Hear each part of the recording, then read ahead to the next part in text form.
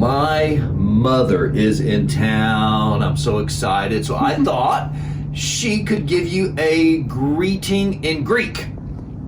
Kalimera, εγώ αγαπώ την εκκλησία. Yes! She said good morning, and she loves the church. I'm interpreting. She loves our church. She does love our church, and she watches every Sunday. I'll let you step away. Thank you. Just so you don't have to stand in the video the whole time.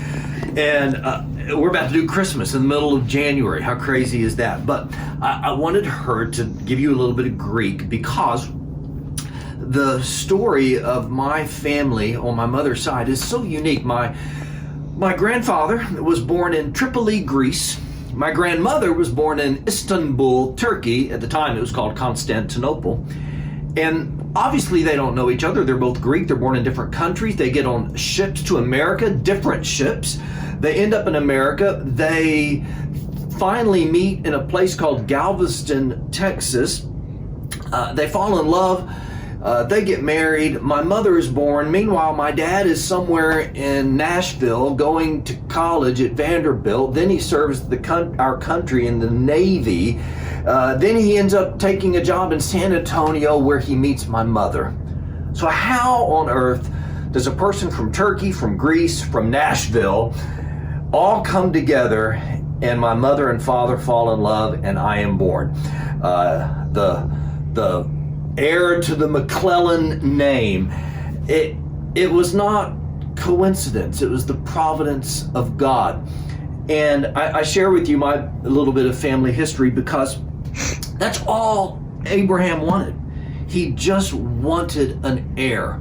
He wanted a son, someone who would carry on his family name. And this is something God had promised him. You might recall from some of our earlier readings in chapter 12 of Genesis, God said, "You will be a great nation." And Abraham's thinking, how can that be? I don't have any children. In chapter 13, God had said, look at the dust of the ground. Your descendants will number more than the grains of sand, more than the dust. And that's a great promise, God, but I still don't have a son. That brings us to chapter 15, a promise fulfilled and a covenant made. And so we begin in verse 1, chapter 15 of Genesis, and the Lord speaks to Abraham in a vision and says, do not be afraid.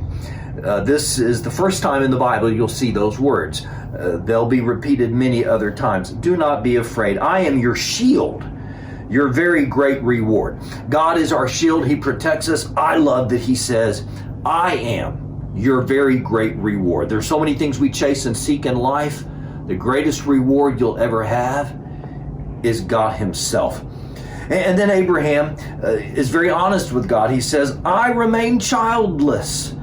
Who's going to inherit my estate? It's going to be Eliezer of Damascus, because you gave me no children, God, so it's going to have to be one of my servants, not one of my own children. And so he's a little bit frustrated. Do you know when you pray, you can be very honest with God? You can tell him exactly how you're feeling. And Abraham said, you've made all these great promises, but Sarah and I still don't have any kids. I guess my servant will inherit my estate. And in verse 4, God says, this man will not be your heir, but a son who is your own flesh and blood will be your heir. God's already told Abraham to look at the dirt in chapter 13. Now he says in verse 5, look up at the sky and count the stars, if you're even able. Have you ever tried to count stars? They estimate maybe 10,000 stars can be seen with the naked eye on both hemispheres, but we know that beyond that, there's billions of stars. The point is, you can't count them, and God said that's how many descendants you will have.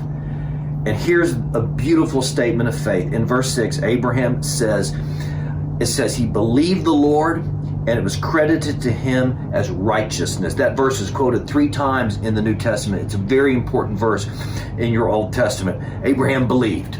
God, I believe your promise. And God credited it to him as righteousness. Then God says in verse 7, I'm going to give you this land and you're going to take possession of it. Again, Abraham's honest with the Lord. In the next verse, verse 8, he says, how can I know that I will gain possession of it? part of his question might have had to do with the fact that there were 10 pagan nations in this promised land at the time. You want to read their names? It's the very last verse of the chapter, verse 19. The Canaanites, the Kenizzites, the Perizzites, Hittites, Rephaites, Amorites, Meschites, Jebusites, all the ites. It's one thing to say you own the land, it's another thing to possess it. And maybe Abraham was thinking, there's a lot of people I'm going to have to conquer to get there. And so here's what God tells him to do, and I'll try to be brief, but it's something you may not have understood when you read it. He tells Abraham in verse 9, get a heifer and a goat and a ram. And he gets these animals, he cuts them in two, he puts half on this side and half on that side. Then some birds of prey came down trying to eat the carcasses, and Abraham is shooing the birds away all day long.